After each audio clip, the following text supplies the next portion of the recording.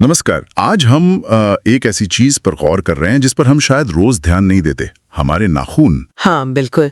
अक्सर बस काट लेते हैं या शायद नेल पॉलिश लगा ली, पर ये हैं बड़े कमाल के। सही कहा। मतलब हम सोचते हैं कि ये बस उंगलियों के सिरे पर हैं, शायद थोड़ी सुरक्षा के लिए, लेकिन आज जो हम जानकारी देख रहे हैं उससे पता चलता है कि ये इससे कहीं ज्यादा है। हाँ, ये हमारे शरीर के अंदर क्या चल रहा है, हमारा इतिहास, यहाँ तक कि हमारी आदतों के बारे में भी काफी कुछ बताते हैं। तो चलिए शुरू करते हैं एक दिलचस्प बात से।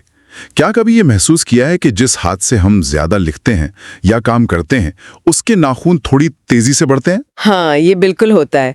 जो आपका प्रमुख हाथ है उसमें गतिविधि ज्यादा होती है, खून का दौरा भी थोड़ा बेहतर रहता है उस तरफ। अच्छा। तो हाँ, इस वजह से नाखून थोड़े जल्दी बढ़ते हैं उस हाथ के।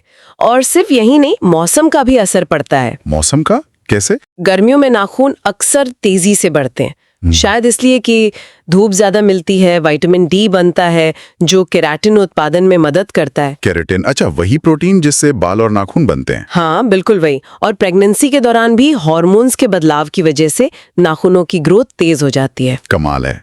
ये तो बाहरी चीजें हो गई, पर मुझे जो सबसे ज्यादा हैरान करने वाली बात लगी वो ये है कि ये हमारे अंदरूनी स्वास्थ्य का आईना हो सकते हैं। बिल्कुल बिल्कुल। आप इन्हें एक तरह का मिनी मेडिकल चार्ट समझ सकती हैं। Mini medical chart? हाँ, जैसे नाखून पर दिखने वाले वो सफेद धब्बे या अजीब सी लकीरें, रंग बदलना या उनका मोटा या पतला होना, ये सब संकेत हो सकते हैं। किस तरह के संकेत? देखिए, ये विटामिन की कमी बता सकते हैं, या फिर कुछ गंभीर मामलों में दिल, लिवर या किडनी की समस्याओं की तरफ भी इशारा कर सकते हैं। अरे बाप रे, इतना कुछ? जी। और अगर कोई गंभीर तनाव से गुजरा हो या कोई बड़ी बीमारी हुई हो तो नाखूनों पर आड़ी लकीरें बन सकती हैं। इन्हें बोज लाइंस कहते हैं। बोज लाइंस मतलब ये उस तनाव या बीमारी का निशान है? हाँ, एक तरह से टाइम स्टैम्प की तरह। वो दिखाते हैं कि शरीर ने वो मुश्किल दौर कब झेला था। पोषण की कमी, जैसे आयरन, जिंक या बायोटिन की कमी, इससे भी नाखून कमजोर और टूटने वाले हो जाते हैं। तो ये हमारे शरीर की कहानी कह रहे हैं एक तरह से। हाँ, कह सकते हैं। पुराने जमाने में डॉक्टर्स अक्सर नाखूनों को देखकर ही पोषण का अंदाजा लगाते थे। ये तो वाकई दिलचस्प है। अच्छा, स्वास्थ्य के अलावा इनके विकास की भी कोई कहानी है?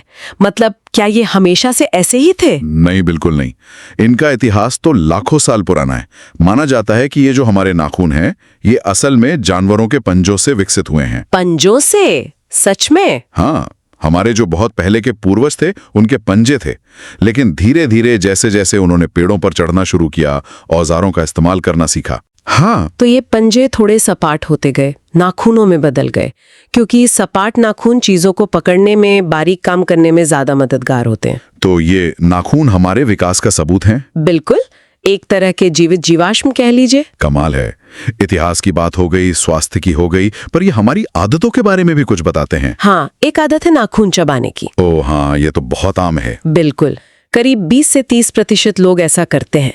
अक्सर लोग सोचते हैं कि ये सिर्फ घबराहट या बोरियत की निशानी है। हाँ, मुझे भी यही लगता था। पर कुछ रिसर्च ये भी कहती है कि इसका संबंध परफेक्शनिज्म से हो सकता है। मतलब हर चीज को एकदम सही रखने की चाहत। परफेक्शनिज्म?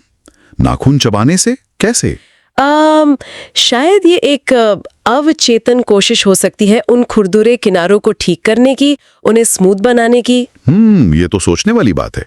अच्छा, एक और चीज जो मैंने सुनी है, बल्कि एक मिथक है शायद, कि मरने के बाद भी नाखून बढ़ते रहते हैं। हाँ, ये बहुत सुना जाता है, पर ये सच नहीं है, ये एक मिथक है। तो फिर ऐसा लगता क्यों है? होता ये है कि मृत्यु के बाद शरीर में पानी कम हो जाता है, डिहाइड्रेशन होता है, तो त्वचा सूख कर सिकुड़ने लगती है। अच्छा। जब नाखून के आसपास की त्वचा पीछे हटती है तो ऐसा दिखने लगता है कि नाखून या बाल लंबे हो गए हैं, जबकि असल में उनकी ग्रोथ तो तभी रुक जाती है जब शरीर काम करना बंद कर देता है। ओह, तो ये सिर्फ एक तरह का भ्रम है, आंखों का धोखा। बिल्कुल। अच्छा, अगर हम नाखून की बनावट को देखें तो वो जो नाखून के बेस पर आधा चांद जैसा सफेद हिस्सा होता है, लुनुला कहते हैं शायद। हाँ, लुनुला, वो बहुत जरूरी हिस्सा है।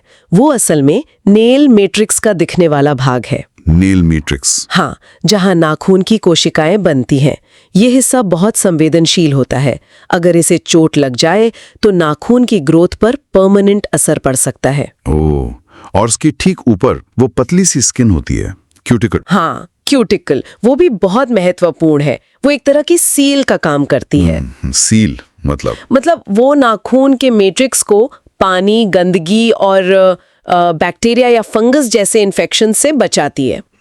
इसीलिए कहते हैं कि क्यूटिकल को बहुत ज्यादा काटना या पीछे नहीं धकेलना चाहिए। हाँ, ये तो मैंने सुना है, वो एक प्रोटेक्टिव लेयर है। बिल्कुल सही। तो कुल मिलाकर देखें तो ये नाखून, जिन पर हम शायद ही कभी इतना सोचते हैं, ये तो अपने आप में जीव विज्ञान, स्वास्थ्य और हमारे विकास की पूरी कहानी समेटे हुए हैं। सही कहा आपने।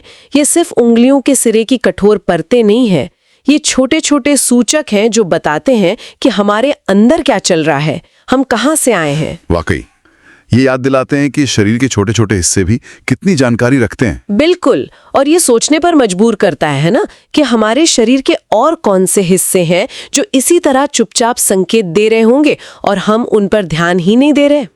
ये वाकई एक गहरी सोच का विषय है।